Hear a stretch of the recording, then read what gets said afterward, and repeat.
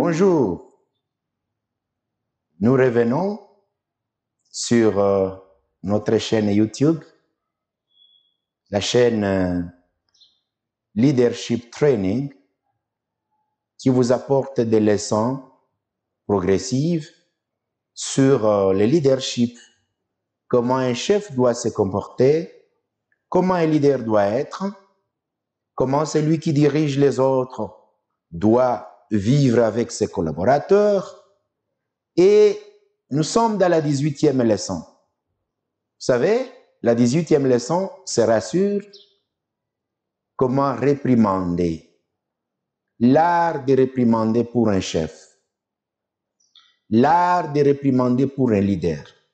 Que signifie d'abord réprimander? Réprimander veut dire exprimer votre désapprobation à l'endroit de quelqu'un partant de ce qu'il a fait ou ce qui s'est passé pour l'aider à mieux faire ou à améliorer. Là, nous retenons 4 mots. Vous vous exprimez. Vous vous exprimez en montrant votre désapprobation. Vous désapprouvez ce que quelqu'un a fait. Celui-là qui n'a pas fait bien. Mais aussi, le but de cette expression de la désapprobation, le but de cette interaction entre vous et lui, c'est de l'amener à mieux faire ou changer. Mais nous partons qu'il a mal fait. S'il a bien fait, ce n'est pas la réprimande. C'est quand quelque chose a été mal fait. Là, c'est la réprimande. Et celui qui va réprimander l'autre, c'est celui qui a autorité sur lui. Eh bien, vous vous poserez la question de savoir quelle est l'importance de ces sujets. Ces sujets ont une importance capitale pour toute personne qui a la charge de conduire, de gérer, de diriger les autres. Parce que les humains commettront toujours des erreurs. Ce ne sont pas des anges. Les humains auront des imperfections. Les humains feront ce qu'ils ne veulent pas ou feront ce que vous ne voulez pas pendant que eux croyez que c'est ce qui est mieux. Donc, travailler avec les gens ne dit pas que vous aurez toujours des gens qui sont mieux que vous ou mieux que vous les pensez ou qui ne commettront pas des erreurs ou des fautes. Certaines fautes seront volontaires, d'autres fautes seront involontaires, d'autres choses seront liées au cas fortuit, d'autres choses seront liées au cas de force majeure et la personne se trouve embourbée dedans et commet des choses que vous ne pouvez pas vouloir voir, mais qui se déroulent et vous dites c'est déjà arrivé. L'importance pour nous, c'est de comprendre que si vous êtes chef et que vous avez peur de réprimander les gens, alors vous ne méritez pas d'être chef. Le chef qui a peur de réprimander les gens ne peut pas diriger. Parce que réprimander fait partie d'un élément de gestion du personnel des gens, c'est-à-dire pour que mieux se fasse demain. Et donc, si vous avez la responsabilité, ne dites pas « Non, je vois que si je réprimandais, on va me haïr. Si je réprimandais, ils seront contre moi. Si je réprimandais, d'ailleurs, on ne va plus m'aimer. » Non, il faut toujours faire la part des choses. Les services et les gens et les résultats à attendre. Vous attendez un résultat, il n'a pas été atteint, vous devez voir qu'est-ce qui n'a pas allé. Et dans la gestion du personnel, dans les interactions entre les leaders, les chefs et les collaborateurs, il y a un élément que vous devez savoir. Vous n'êtes pas dans les services comme des amis. Vous êtes liés par la mission. La mission a sa vision. La mission a ses objectifs. La mission a ce qu'elle doit faire. Eh bien, si vous travaillez et que l'organisation elle-même qui vous lie ne sait pas trouver ses propres résultats, tout simplement parce que vous voyez ce qui ne va pas, vous vous taisez, alors vaut mieux dire « je ne peux pas conduire ». Et donc, la réprimande est nécessaire pour plusieurs raisons. Elle aide à mettre de l'ordre dans l'organisation, elle crée des coutumes et des habitudes et des disciplines. Elle aide les gens à revenir à la vision commune. Elle crée la confiance parce que ce que quelqu'un ne vous a pas dit, c'est qu'il n'y en a pas. Elle réduit les rumeurs pour que les gens ne disent pas tel fait telle chose, on les laisse, mais quand c'est nous, alors on croirait qu'il y a des relations entre les chefs et telle personne parce qu'on ne l'a jamais blâmé. Elle aide à motiver les gens à mieux travailler parce qu'ils connaissent que la justice est installée. Et puis, la réprimande aide les chefs à installer un climat de légalité. Les gens vont marcher maintenant sachant qu'il y a une loi, il y a des procédures, il y a des manières, il y a un code de conduite. Et quand on n'a pas respecté ça, les chefs doivent vous appeler, doivent avoir la possibilité de vous parler d'une façon ou d'une autre pour vous dire que ça n'a pas allé. Donc, des organisations dans lesquelles il n'y a aucune réprimande installent la jungle, la loi de la jungle. Des organisations dans lesquelles personne ne réprimande personne installent un climat de l'anarchie, où chacun fait ce qu'il veut et personne ne peut dire à l'autre qu'est-ce qui est mal, qu'est-ce qui n'a pas été bien fait. Et donc, je vais vous donner 4 observations. La première observation, n'est pas réprimander, crée le désordre. N'est pas réprimander, crée le désordre. Deuxième observation, réprimander avec maladresse démotive la personne. Quand vous réprimandez quelqu'un avec maladresse, donc vous vous y prenez mal, même si votre intention était bonne, cette personne-là sera blessée, touchée, elle peut être démotivée. Troisième observation, la réprimande disproportionnelle. La réprimande disproportionnelle peut être interprétée comme l'injustice. Quand je dis disproportionnelle, c'est-à-dire quoi? C'est-à-dire, quelqu'un a commis une petite faute, vous le réprimandez fortement.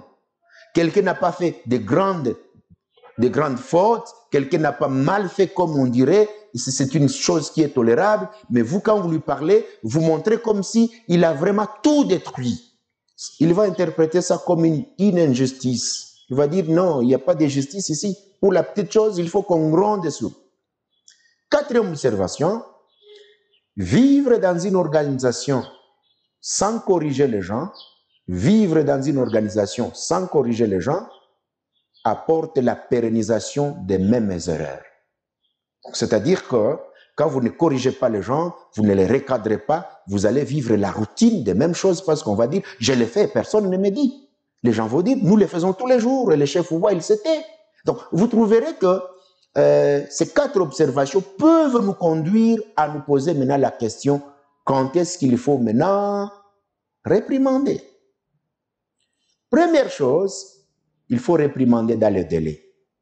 Réprimander dans les délais. Donnons un exemple.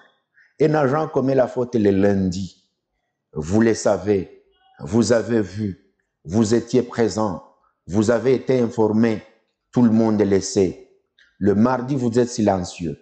Le mercredi, silencieux. Le jeudi, silencieux. 2 semaines après, vous apprenez que le staff est au bureau, vous l'appelez, vous lui dites « je vais te réprimander ». Le staff ou l'agent vous dit « pour quelle faute, chef ?» Vous dites « aujourd'hui, nous sommes le 20 février, la faute, tu l'as commise le 1er février ». L'agent va se poser la question. 20 jours après, il a gardé silence. 20 jours après, il n'a rien dit. Comment dans 20 jours, il a gardé silence? Aujourd'hui, il vient me le dire. Sachez qu'entre guillemets, il va risquer de croire que vous aviez accepté ce qu'il a fait, c'est sur influence extérieure que vous venez maintenant le gronder.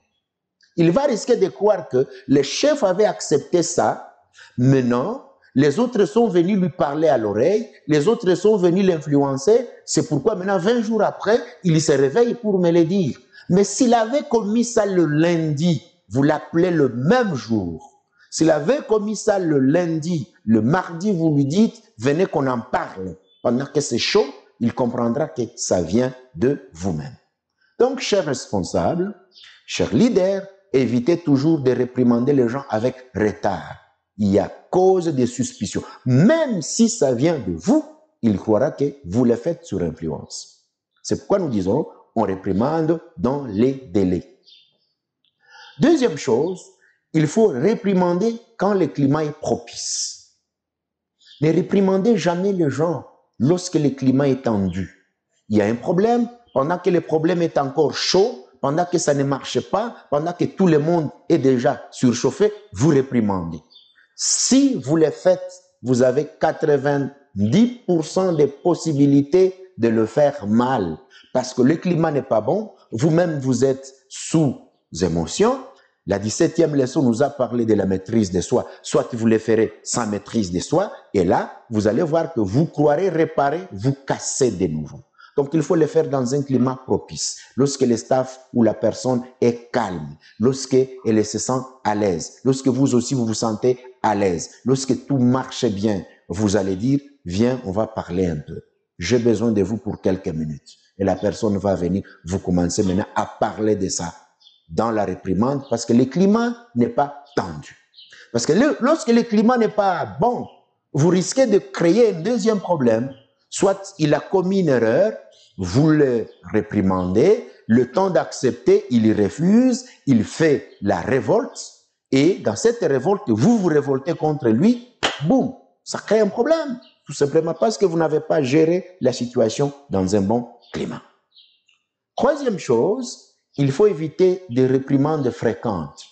Des réprimandes fréquentes, c'est-à-dire vous réprimandez quelqu'un lundi, mardi, mercredi, jeudi, vendredi, ça devient comme si tout ce qu'il fait n'est pas bon.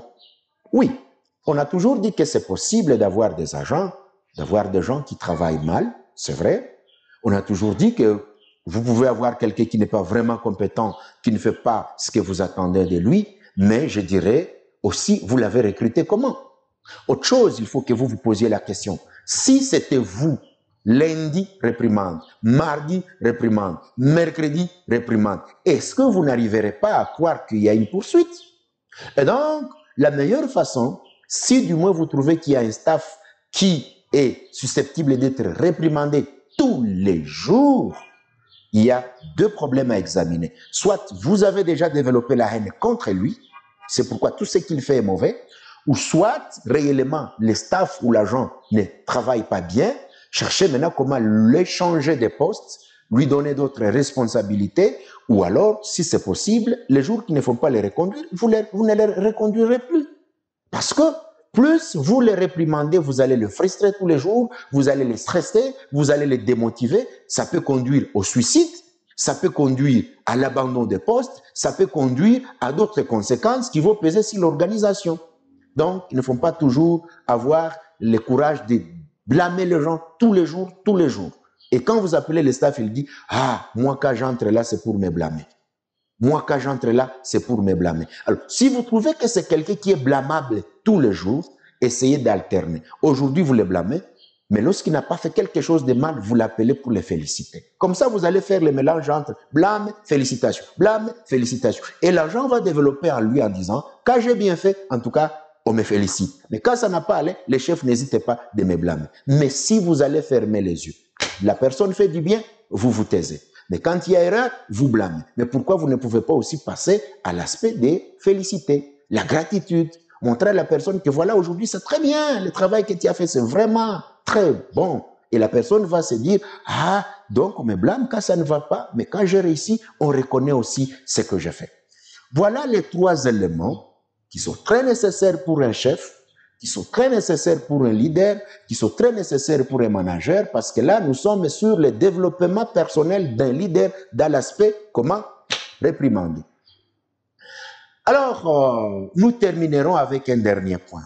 Vous savez, le dernier point, c'est lequel? C'est-à-dire, comment blâmer sans faire trop de casse?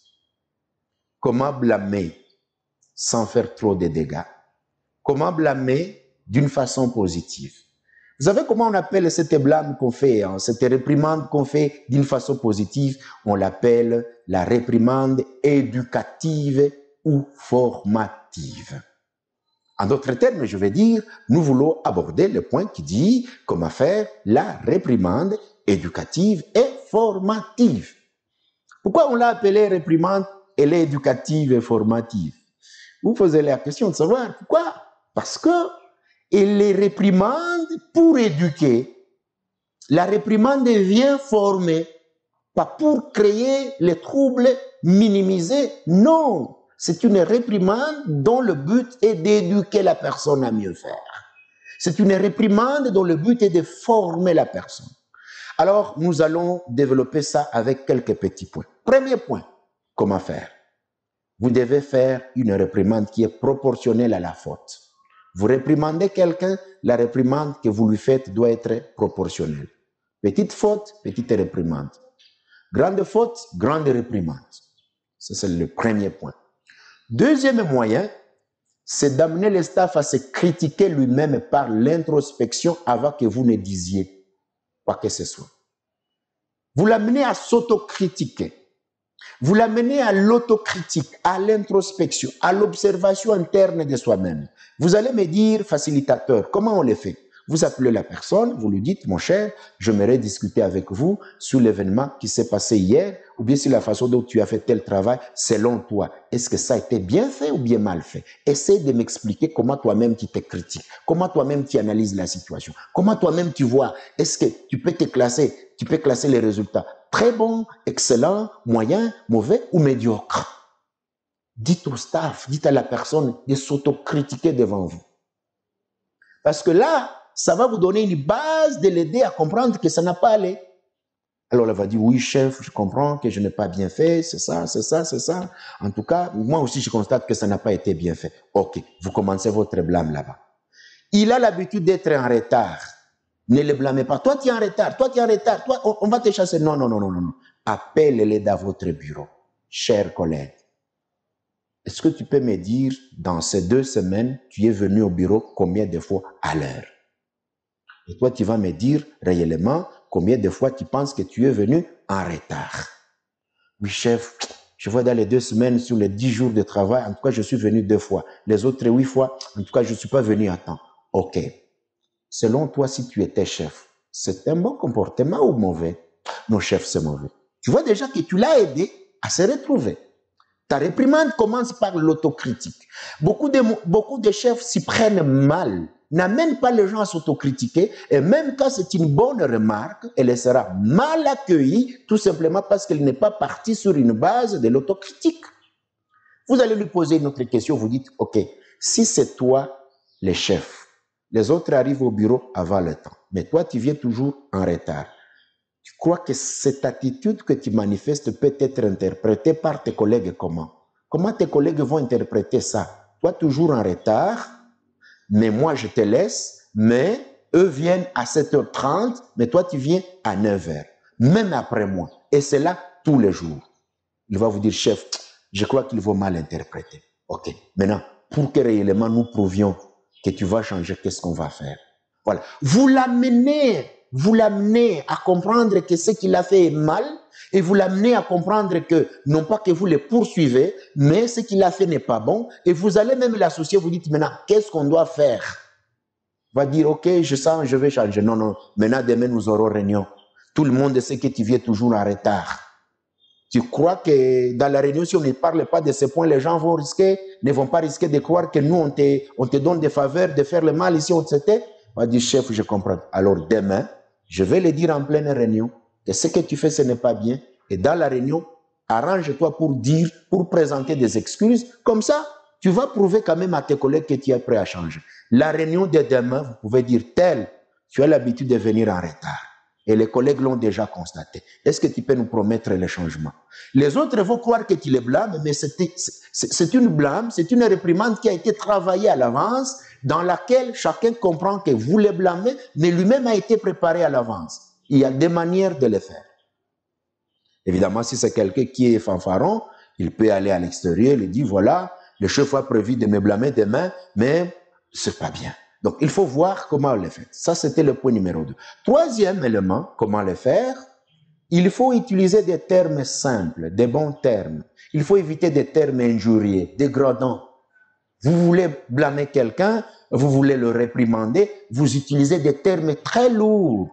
Vous dites par exemple, tu ne mérites pas d'être agent ici, nous constatons que nous sommes perdus de te recruter.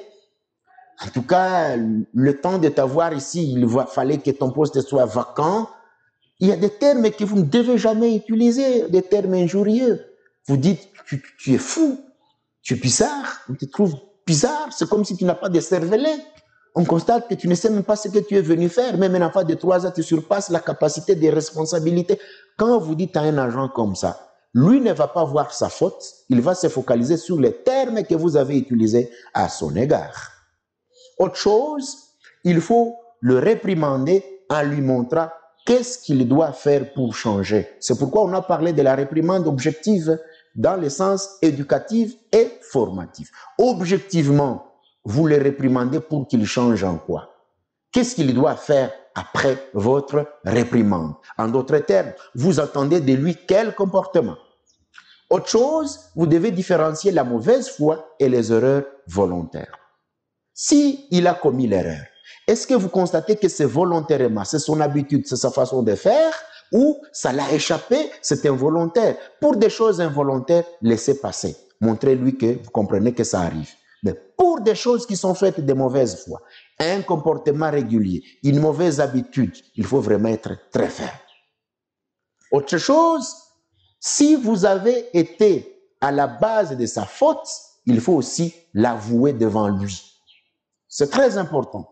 Beaucoup de responsables sont à la base des fautes des agents et quand ils les réprimandent, ils mettent de côté les responsabilités dans la faute. Vous comprenez, je crois, ce que je dis. Vous avez été à la base d'une faute. Vous avez donné à quelqu'un une responsabilité, vous ne lui avez pas fourni les moyens à temps, il n'a pas bien exécuté ça, vous le grondez pour n'avoir pas donné les résultats, mais vous oubliez qu'il devait le faire dans 10 jours, vous lui avez donné le matériel pour 7 jours. À qui la faute? Vous avez la faute, parce que dans les 3 jours, vous n'avez pas fourni les moyens nécessaires. Quand vous réprimandez quelqu'un et que vous avez la responsabilité de ce qui s'est fait, profitez de l'occasion de dire, oui, ce que tu as fait n'est pas bon, mais moi aussi, je reconnais ma faute à tel niveau, parce que j'aurais pu te donner telle chose, j'aurais pu t'aider à obtenir telle chose dans les délais. Acceptez. Votre honnêteté, la responsabilité partagée permet au staff de comprendre que vous reconnaissez que la faute a été faite, mais que vous aussi, à la prochaine fois, vous n'allez pas replonger dans la même erreur qui a conduit à son erreur. Autre chose, ils ne font pas faire surgir les anciens greffes comme si vous voulez mettre sur sa charge des anciens souvenirs. Peut-être je vais expliquer ma phrase. Donc, ils ne font pas faire surgir des anciens greffes comme si vous voulez mettre à sa charge des anciens souvenirs. J'explique. Un staff a commis l'erreur le lundi. Vous voulez le réprimander, vous lui rappelez tout ce qu'il a fait il y a 6 mois. En janvier, tu as fait ça. En février, tu as fait ça. En mars, tu as fait ça. En avril, tu as fait ça. Le 14 février, tu as fait ça. Même des choses qui ont été réglées, même des choses qui ont été finies, vous les ramenez comme si les mauvais souvenirs, vous voulez les mettre à sa charge tout simplement parce qu'il y a la réprimande. Vous faites mal, chers responsables, chers leaders, c'est vraiment dangereux. Le staff va dire, mais on avait fini ce dossier, mais comment ça rebondit? Un bon responsable, un bon manager, un bon leader, lorsqu'il est en train de réprimander, il se focalise sur l'erreur commise. S'il y a des choses semblables, il peut dire, il faut éviter telle chose. Et maintenant, s'il trouve que c'est répétitif, là, il peut dire, je viens de constater ça 4 fois, il faut changer. Et il faut encourager au changement. Quand vous réprimandez quelqu'un, il faut l'encourager à changer. Vous lui montrez que vous êtes confiant, qu'il va changer. Vous lui montrez que oui, nous te disons que ça c'est mal, mais je sais que demain ça va changer. Vous lui montrez que même si vous le réprimandez, vous avez confiance en lui qu'il peut changer. Comme ça, cet espoir de changement qu'il voit en vous l'amènera à faire trop de courage pour travailler sur soi-même. Autre chose, ils ne font pas blâmer quelqu'un en public pour une faute qui n'a pas été très grave et qui n'a pas été commise en public. Appelez-les dans le bureau, parlez avec lui lentement, avec une voix douce, mais avec la fermeté pour lui montrer que ça c'est mal. Et alors, vous mettrez ça en public si vous constatez que c'est un comportement qui est déjà perçu par tout le monde ou alors qui peut décourager ou démotiver les autres. Voilà comment on fait la réprimande éducative et formative. Si on applique ces petits conseils, ça peut être très nécessaire. Alors, terminons par nos petites questions comme d'habitude. Première question. Quelles sont les autres avantages d'une réprimande éducative? Quels sont les autres avantages d'une réprimande éducative? On en a cité. Vous pouvez ajouter dans les commentaires pour que les gens qui vont suivre la vidéo vous écoutent, vous suivent aussi. Deuxième question, comment on peut faire la réprimande éducative? Comment on peut faire la réprimande éducative? J'ai cité des façons. Et vous pensez qu'on peut encore le faire comment? Essayez de nous dire, on peut le faire comme ça, comme ça, comme ça, comme ça. Donc, énumérez d'autres façons de faire la réprimande éducative. Et la dernière question, y a-t-il un jour où on vous a réprimandé? Y a-t-il un jour où on vous a réprimandé? Cela a-t-il créé votre changement ou non? Cela a-t-il créé le changement ou non? Donc, nous voulons savoir, dans votre histoire professionnelle, est-ce qu'il y a un jour où on vous a réprimandé? Si oui, est-ce que cela a créé au changement? Je vais avoir cet aspect changement. Parce que si on vous a réprimandé et que ça n'a pas changé, vous devez travailler sur vous-même ou alors c'était une réprimande injuste. Voilà, nous terminons notre 18e leçon sur la réprimande. Vous êtes abonné, merci. Si vous n'êtes pas abonné, cliquez sur subscribe ou bien s'abonner à la cloche pour avoir nos vidéos toujours parce que nous allons passer à la 19e leçon. Vous savez, la 19e leçon, ce sera sur comment gérer la résistance. Gérer la résistance, c'est-à-dire comment quand vous gérez les gens, ils vous résistent, vous devez faire. Comment vous gérez les gens, il y a l'opposition, ils se rebellent contre vous alors que vous êtes de bonne foi, comment vous devez faire? Parce que le chef va toujours avoir la résistance. Même de bonne foi, les gens peuvent vous résister pour différentes causes que nous allons énumérer. Alors, vous êtes abonné? Merci. Vous n'êtes pas abonné? Abonnez-vous. Partagez la vidéo, likez la vidéo. Ça ne fait que nous encourager aussi parce que ça nous permet de nous rassurer que c'est partagé entre plusieurs personnes. Ne gardez pas cela pour vous-même. Nous le faisons, c'est pour la communauté universelle, pour que les leaders d'aujourd'hui en profitent, nos enfants, les leaders de demain en profitent et que notre développement personnel contribue au bien-être des autres. Merci, à nous revoir encore dans notre 19e leçon.